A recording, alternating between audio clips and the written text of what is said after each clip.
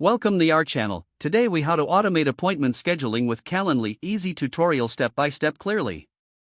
Visit the Calendly website and create an account if you haven't done so already. Log into your Calendly account using your credentials. Once logged in, click on the Event Types tab in the main menu.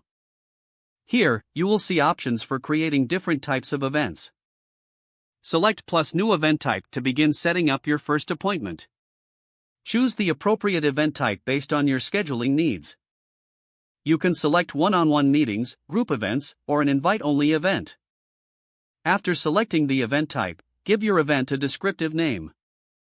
Set the duration for your appointment, typically 30 minutes or 1 hour. You can also add a location, either a physical address or a virtual meeting link. Next, select the date and time options for your availability. Define specific days and times that you want to be available for appointments. Consider using the advanced settings for more customization options. Here, you can set up buffer times between appointments as well as maximum events per day.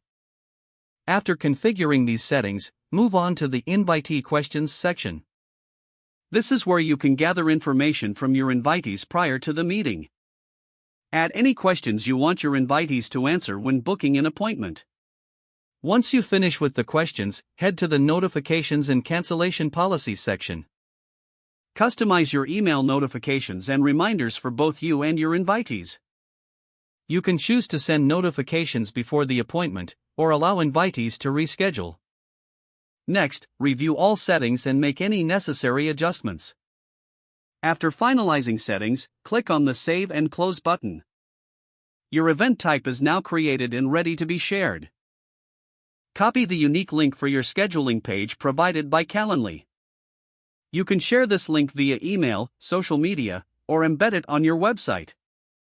Invitees can now book appointments based on your available times.